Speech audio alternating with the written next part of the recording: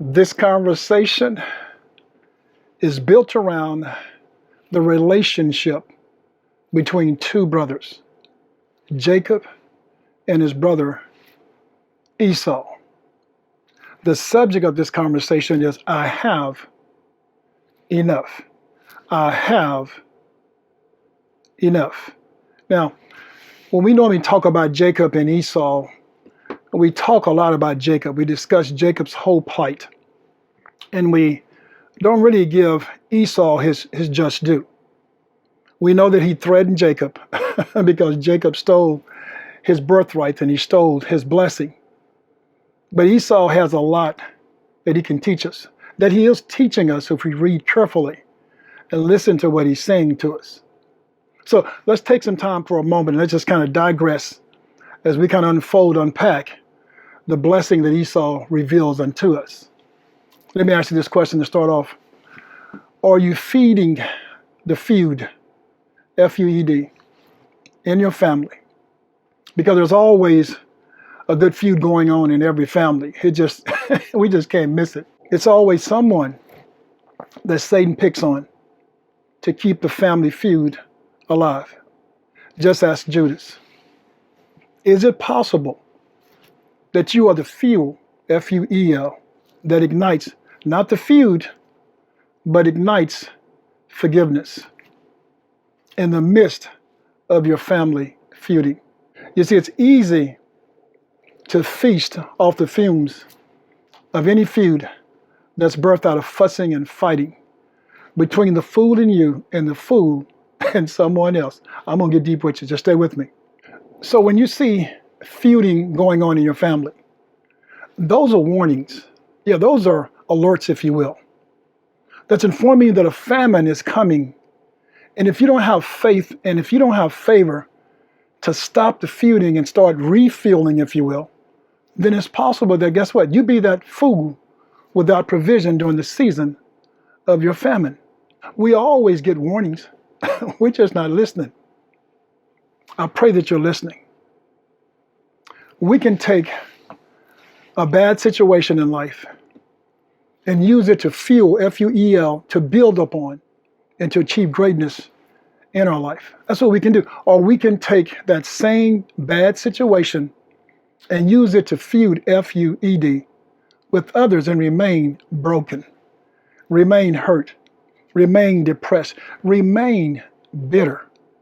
I have never seen so many people in my lifetime battling with some form of depression and self-doubt, especially our young people.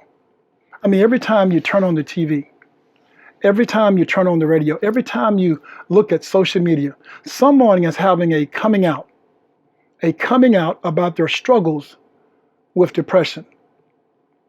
It made me wonder, is something different? I mean, what's happened? Has this happened before? And then I reflected back to the relationship that Eve had with the serpent in the garden and how she allowed jealousy and pride to provoke her into wanting to be as gods. Be careful wanting more than what you need.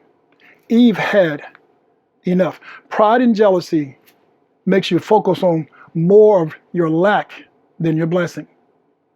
And then I reflected on Cain killing his own blood brother Abel because of jealousy and pride of the relationship that Abel had with God. You see the theme here? I also reflected back on Joseph's brothers' jealousy and pride. There we go, that word, jealousy and pride, of the favor that Joseph had with his father. So they sold him into slavery. And then I also reflected on King Saul, jealousy and pridefulness as he attempts to kill David, his faithful and loyal servant, only because the crowd was chanting the number of people that David killed versus the number of people that King Saul killed. You see, we could go on for days and days. We could make a whole list of individuals that we know that has allowed pride and jealousy to get in the way of their blessing. And some of them have good reasons to be upset, to be bitter, and to be broken because they have been betrayed, because they have been deceived, because they have been abused, and because they have been lied upon. I mean, some people really have a good reason to be upset. But thank God, yes, thank God for giving us a will to choose to stay in this lane and keep feuding, remaining bitter, or the will to put on our blinker in life, if you will, and change lanes and become better. Me personally, I prescribe to becoming better. Bitter is defined as someone who is angry and unhappy because they cannot forget bad things that happened in their past. Let me read that again. Bitter is someone who is angry and unhappy because they cannot forget bad things that happened to them in their past. Now, you know someone right now who's still bitter from something that happened to them 20, 30, 40 years ago. They're still bitter. They're still carrying that weight. As a matter of fact, that someone might be you, or you're still holding on to old luggage, to old things, to old issues. That will continue to drag you into a bitter hole. I prescribe to better. Better is defined as someone who is partly or fully recovered from illness or injury or mental stress. And we all know there's a lot of mental stress issues dealing with all of us. And so better is dealing with those issues. It's recovering from those issues. I want to be in recovery. I don't want to be in, in a fallen state, if you will. I prefer better. See, I forgive myself when I'm better so that I can forgive you, so that I can move forward in my life with a positive attitude, with a positive outcome, in a positive direction. Yes, I prescribe personally to better, not bitter. This conversation is built around Jacob and Esau's relationship. But Joseph has some similarities with his uncle Esau. Let me show you what I mean. Put your blink on and let's drive over to Genesis chapter 41, verse 50 and 52. The story of Joseph. I'm just going to do a segue here with Joseph to show you the similarities. But this story, this message, this conversation is really built around Esau and Jacob's relationship. Verse 51 reads like this: And Joseph called the name of his firstborn Manasseh, for God said, He hath made me forget all my toil and all my father's house. You see what better does to you? Better makes you forget and forgive. Better allows you to move forward and not stay stagnant. Verse 52. In the name of the second called he Ephraim, for God hath caused me to be fruitful in the land of my affliction. There's a blessing coming. There's a favor coming when you don't sit in that bitterness. You're able to grow and to be fruitful. You're able to be productive and produce. Joseph was productive and he produced. Now let me tie these two together. Made me forget all my toil in all my father's house. Caused me to be fruitful in the land of my affliction. Who don't want that? Who don't want to forget all that mess? And who don't want to be blessed and fruitful and let go of all that affliction? We all do. So let me digress just for a moment regarding the story of brother Joseph.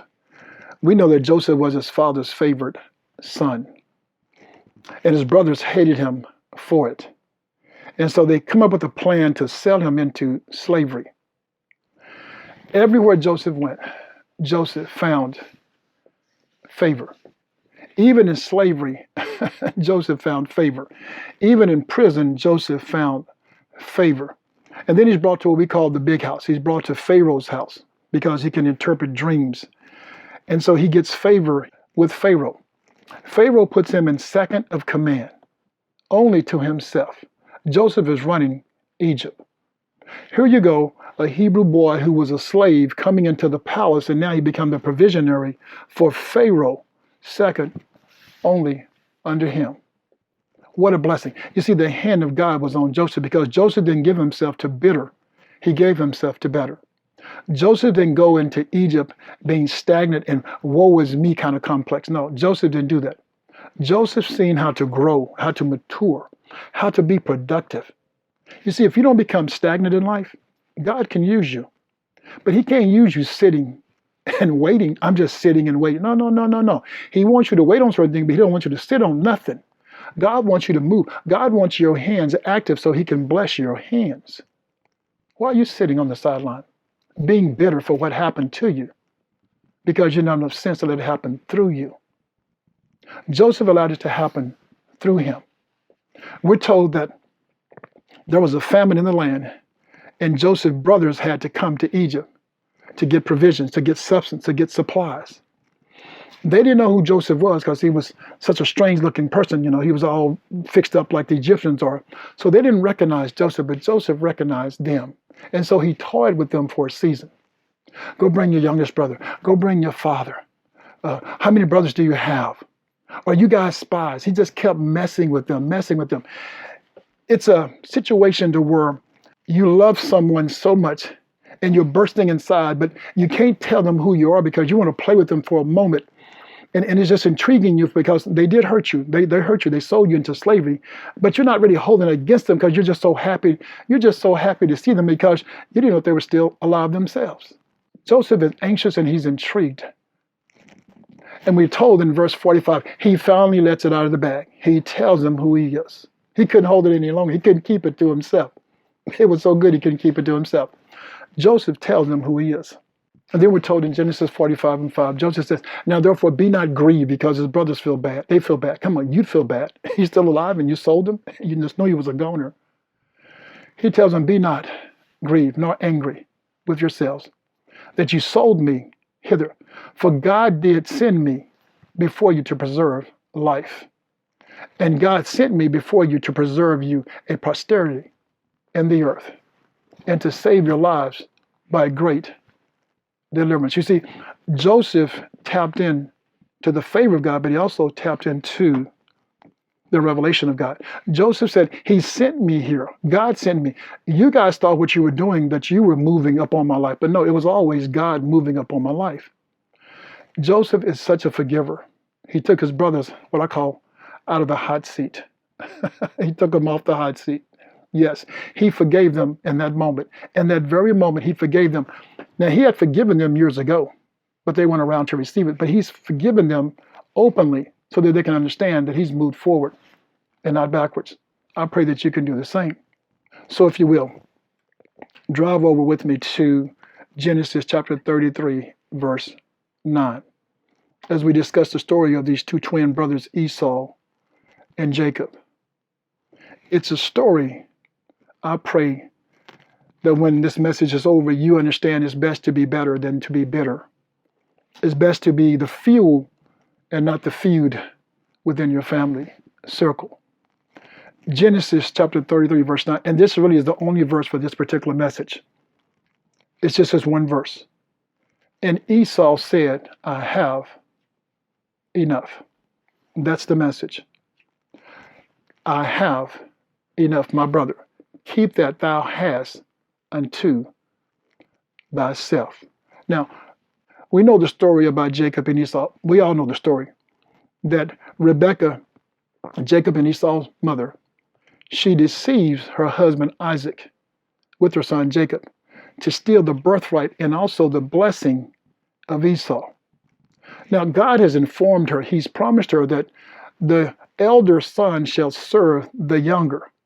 But she couldn't wait. She wasn't patient. She did what most of us would do. She gave God a hand. She wanted to give God a helping hand, as if God needed her hand to help him. But that's what we all do. We all come to that realization that, you know what, God needs my help. Let me just go ahead and do this right now. Let me help God out because God has got so much other stuff to do. Let me just kind of help him out with the situation. So she deceived her husband, Isaac, into giving her favorite son, Jacob, Esau's blessing. It was going to happen, but she made it happen her way versus God's way. And that's where the trouble began. That's where the two brothers have an issue with each other. They have an alt with each other because the mother got in the way. Mother, keep your hands off your kids and let God be God. You know how we always say, I'm going to let God do his thing. No, you don't. You jump in, you interfere each and every time. And so we're told that Jacob has to leave because Esau is furious and he wants to kill him. Isaac and Rebekah, they insisted Jacob go and stay with his uncle Laban in Padanaram. And so he does for a season, for 20 years, for 20 long years. And so there's a separation from the brothers for 20 years. We look at Jacob and what he's doing. You know, he's over here messing with Laban. Laban, his uncle, who's a deceiver, just like Jacob and his sister Rebekah. They're both deceivers, Laban and his sister Rebekah. And Jacob becomes a deceiver as well in that same line. And Laban deceives him to marrying his oldest daughter first, which he didn't love her, but he married her because Laban deceived him. And then he married, of course, Rachel. And so then he's homesick and he's coming back home. So everybody is waiting for this beatdown that Esau is going to put up on Jacob because of the fumes that once fueled the feud of this much anticipated fight to come. 20 years of social distancing, 20 years being removed from the family, 20 years being removed from the deceitfulness will make you bitter or better. It's up to you. Maturity in your faith makes you stronger and wiser. 20 years for Esau and Jacob to grow and to learn and to forgive and forget.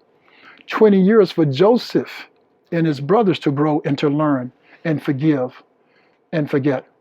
Don't miss the power of forgiveness. Don't miss the power of forgetfulness, and don't miss the power of favor. If you're looking for the fight, you'll miss the power of forgiveness. It's not in the fight. It's the forgiveness that stops the fight, prevent the fight from happening. That's what you should be looking towards. When you don't give yourself over to bitterness, you can come out on the other side of betterment. The favor of God is so awesome because he dwells in the midst of betterment.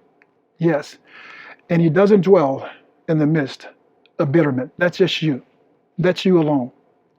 We all know someone who has been hurt and they're still worrying all that pain. And they're very, very bitter people. You might be that person.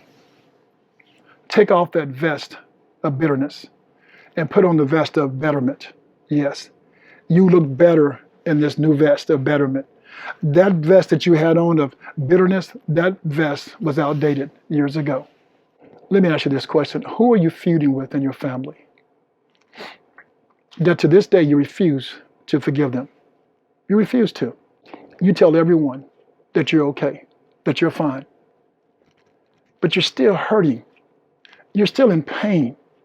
And if you don't take that fuel and use it in a positive way to grow and to take control of your life, you'll forever be the victim. You'll forever become bitter and stay bitter and continue this family feud, if you will, with your family, with friends, with whomever you're having a feud with. You'll stay in that lane. Don't allow a moment of a bad decision sign you up for a lifetime of feuding over pain that you received from someone else. Don't give anyone that type of control. It's been 20 or 30 years and you're still feuding over something that happened to you instead of letting it happen through you. Joseph could have easily taken revenge on his brothers. He could have destroyed all of them with the power and authority he had as second in command, the prince of Egypt. But Joseph took lemons and made lemonade. Joseph had every right to allow his dysfunctional family situation to tarnish him to becoming bitter. But he chose the high road. Yes, he chose to become better. He chose to forgive and to forget. We all have family members, we all do, who are blessed, and you can see that favor on their life. But more importantly, you can see the success that they have obtained with that favor.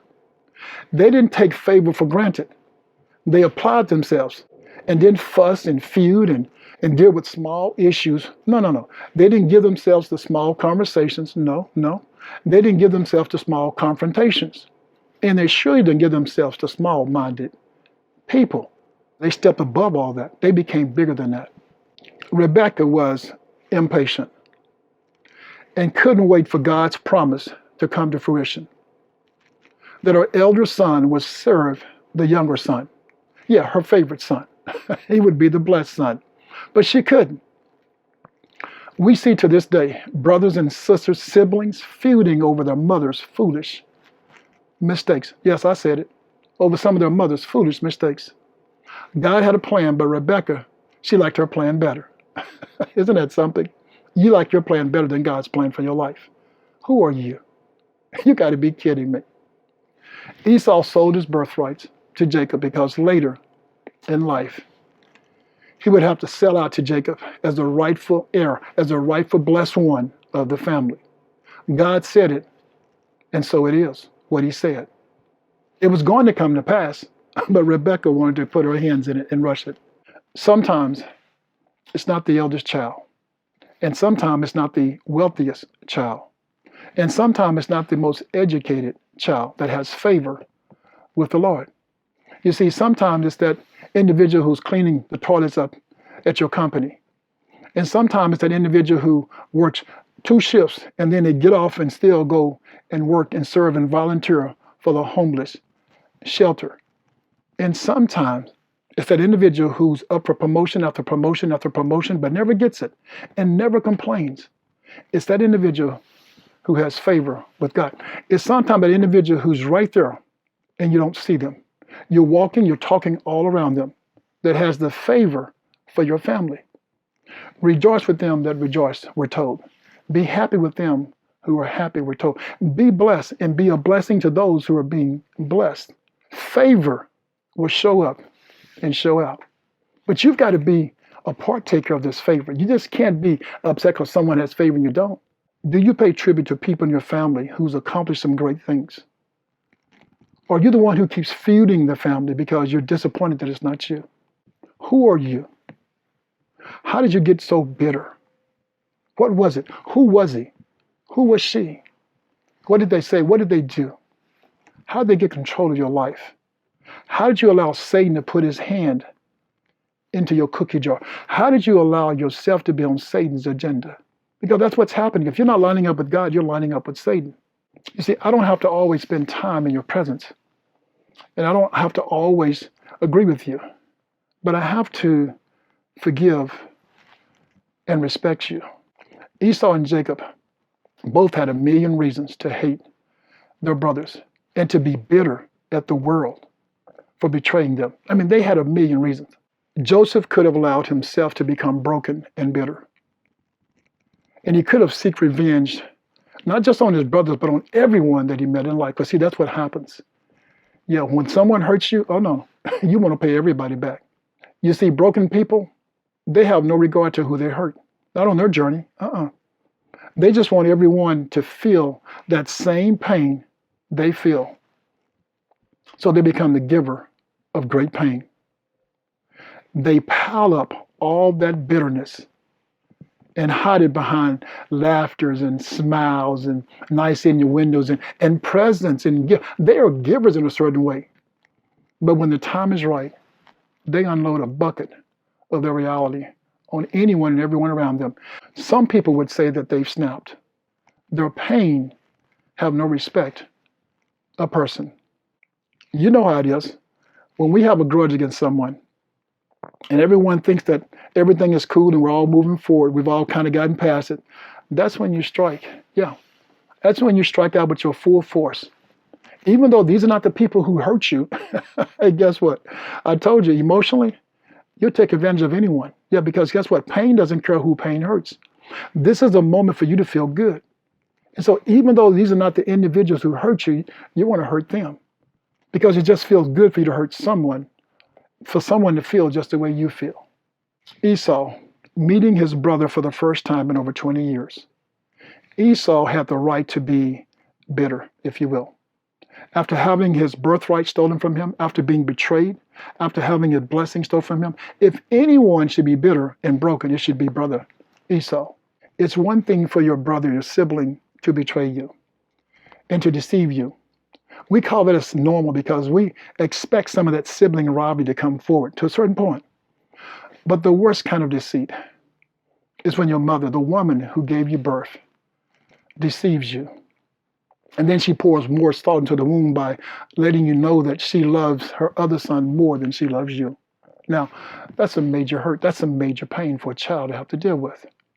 That's an emotional roller coaster that you find yourself hard to get off of, because the hurt becomes the only thing that ties you to the one person you love the most in life, your mother.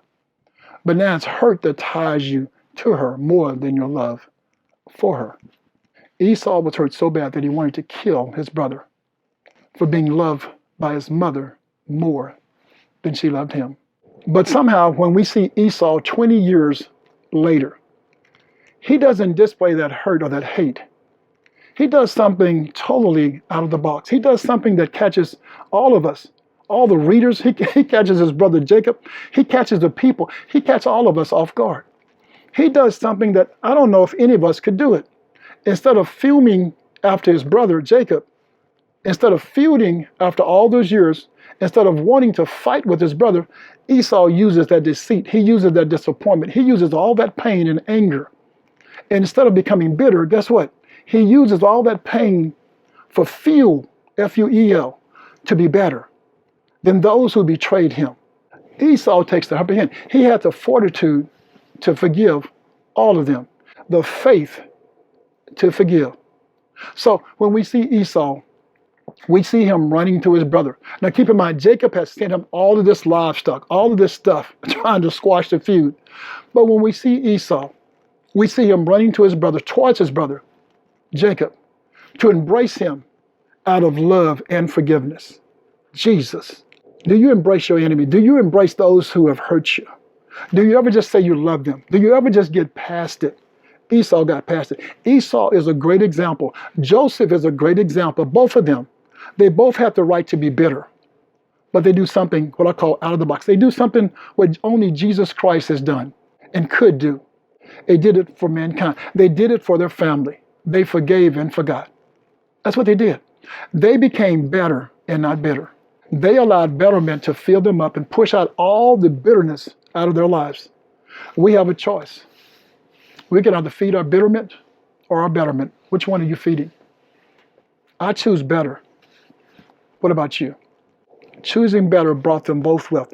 Esau, by not becoming bitter, Esau had so much livestock. He has so much wealth, because that's what God will do for us. You see, if you don't go into your bitter zone and you stay in your better zone, God will bless you in a dry season.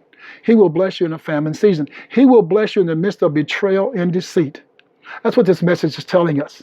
That whenever someone hurts you, don't go inward and bury yourself. No. Stay in the focal, stay in the front and become better. Let everyone see how you're dealing with this issue, how you're coming through it. You're not lying down and sleeping all the time and being depressed. No. Stand up and be strong. And don't get me wrong, some of you need mental help. Get that mental help. But for most of us, we need to just stand up and be strong. We need to just stand up and be who God has called us to be. Stop laying down on your blessing. Joseph's betterment blessed him into being second in command in all of Egypt. What a blessing. He becomes the type and shadow of the Savior as he fueled all that passion, all that energy into feeding the nation of Egypt. That's a person who has given himself to become better. Esau, choosing betterment, blessed him to become a wealthy man and blessed his seeds to become a powerful nation of people that's called the Edomites. But sometimes, no matter how much you forgive and forget others, your children and their children have the proclivity to refuel the fumes and fight one another because of what they heard. And fear will make you scared to the point you will fight out of your fears versus out of your reality. It's like fighting or feuding with someone, a coworker or a family member. You two had a beef, you two had an indifference about something, so you're butting heads. And so you guys are feuding for a season. And then one day, you both come to each other and you kind of squash that thing that you guys had going between you. You get over to make up and you move forward. Well, guess what? It's your responsibility now to go back to every individual who had considered themselves to be on your team, either family or co-workers. And you have to let them know that, hey, we're no longer fighting or feuding. We've settled that thing and we're okay. We've squashed that beef and we're doing well. Because if you don't tell them, they'll continue to fight on your behalf, and you've made up. That's what we do when you get into feuds, into fighting within a party, a group of individuals. That takes place. Look at your family for an example. They're still feuding with each other, taking pleasure in playing what we call the dozen, making sarcastic remarks, if you will. I mean, and then they bring up what I call, they hit you with a low blow by bringing up negative things from your past. You see, those are individuals, family now. Family should be loving and embracing and hugging and supporting. But family feuds are the worst kind of feuds. They go so low. Yeah, they go so low. And what they're doing is they're talking out of their pain. They're hiding behind all this conversation, all this mouth, yeah, all this bitterness. They're hiding behind their brokenness. They're hiding behind their tears and their personal fears. You see, Esau and Jacob never brought up their past. They talked about their present. Have you allowed bitterness to win in your life? Or have you allowed betterment to prevail in your life story? I pray it's betterment. As long as you are amongst the living, you're not dead yet. You have an opportunity to repent, to forget and to forgive. So you can stop the feuding and fighting and have the faith to believe and have the faith to refuel your legacy and your lineage to be better and blessed and not bitter and defeated. After all, isn't that what we're all seeking? Esau and Jacob gave themselves to being better. They tore a page out of Jesus Christ's playbook, if you will, to serve others for the betterment of mankind. They ended their feud and fueled their relationship because they both had enough of people telling them what they should do. They both had enough of heartache and hardship. They both had enough of depression and hate. They both had enough of looking behind their back. They both had enough of living in darkness. I pray that you have enough love. Yes, I have enough. I pray that it's love. I pray that it's grace and it's mercy and it's favor. I pray that it's all the good things of life. I pray that you have enough of that stuff inside of you. Not the bitter stuff, but the betterment stuff. I pray that you get the point of this message, is that you had two brothers fighting, feuding. They gave up bitterness. They abandoned bitterness, and they embraced betterment. For not only their sake, but for the family's sake, for legacy. I pray that you latch on to Romans 10 and 9 for the betterment of your family, for the betterment of your legacy. I pray that you confess with your mouth that Jesus Christ is Lord, and that you believe in your heart that God has raised him from the dead, and you too shall be saved. Be blessed and walk away from all that bitterment and walk boldly with your betterment in peace and in love. You have a blessed day. And remember, you have enough. Be blessed.